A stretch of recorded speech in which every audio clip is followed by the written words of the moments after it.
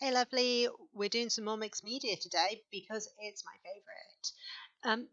Today I'm actually going to show you part of a process that I didn't use in the end, and I think it's really important for you to see it and understand why I didn't use it and why I changed my mind.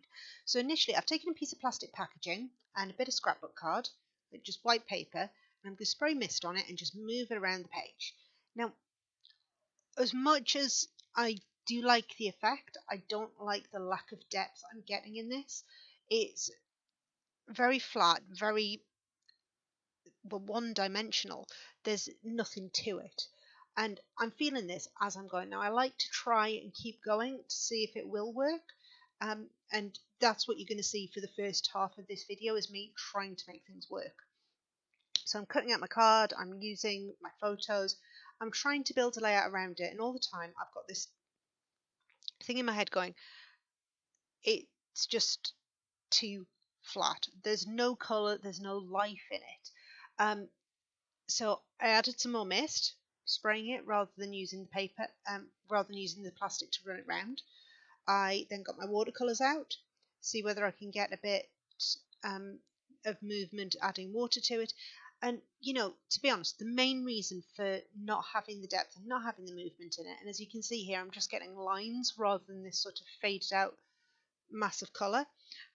It's just down to the paper. It's not designed to absorb water. So basically anything I'm using is stopping dead. It's just not going anywhere.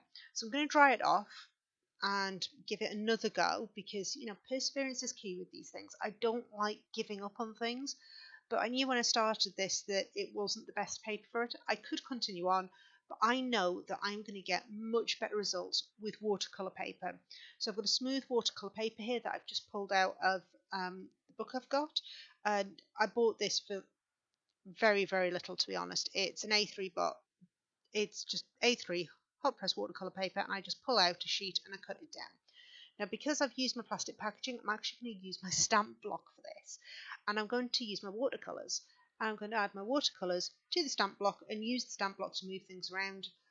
I'm going to use my paintbrush to add some areas of interest, just some splodges, and true to form, I'm going to just keep splodging around, drying things off where I can, and just see what it looks like. I'm not going for perfection, but you can see here that it just looks so much more vibrant. There's movement and there's depth, and you can see that depth. It's not so flat line as the other was, and you'll see it in a moment or two, in about 30 seconds or so, where I'll put the two pieces side by side. And I'm adding some of the mist so that I've got some of the mica around it. I've got some water in there as well to help it move around. You can see how I'm building these layers, and it gives so much depth. It just looks like 1,000 times better already. Um, so again, adding some more mist so that I've got some of the mica in there, so that I've got some of the shimmer, and drying it off. And that's what's giving me this depth. That's what's giving me these lovely layers. So let's have a quick look at these two side by side. It's really easy to see when you see them side by side. The one on the left is just so flat. The one on the right, there's so much colour, so much movement, and so much depth. Now, I'm going to carry on where I left off, adding these bits of paper, these scraps of paper that I'd pulled out. And I'm going to add some side by side, and I've cut most of them in half so that I can use them at either side, so I can give the image illusion of having bits of paper that are going all the way across. I've pulled out some washi tape, which you saw earlier, and I'm also going to add that to the page. Again, horizontal strips of washi paper, just because A, I can, B, it looks good, and C, it's something a bit different. So then we're going to move on, and we're going to start to add some more embellishments to this.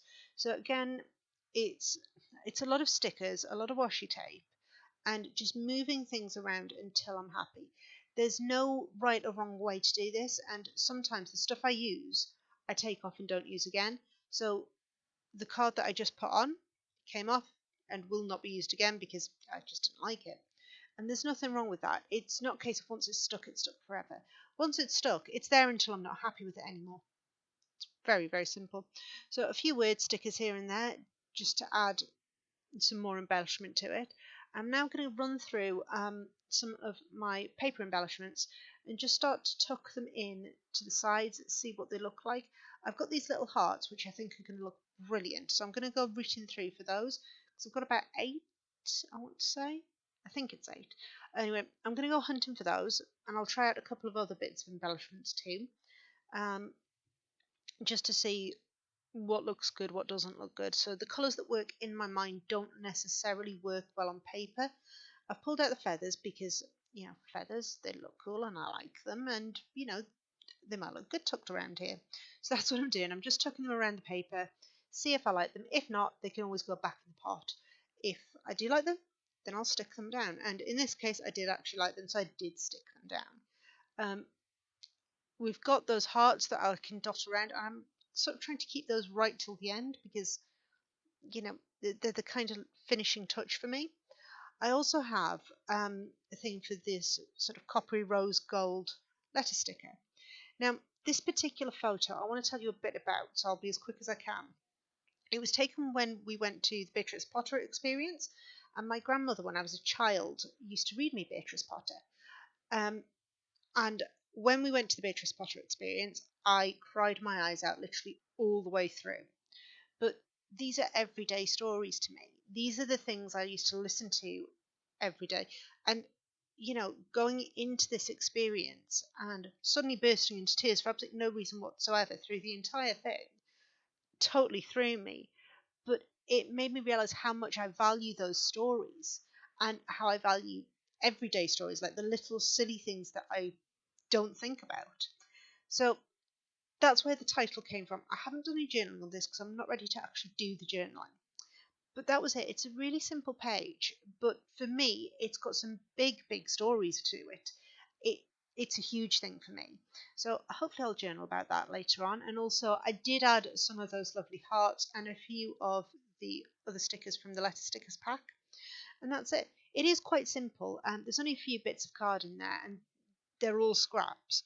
And the other bit is just the watercolor at the back. So I hope it inspired you to have a play with some watercolor and maybe use a really simple a really simple photo to tell an everyday story. Take care, and I'll see you soon. Bye.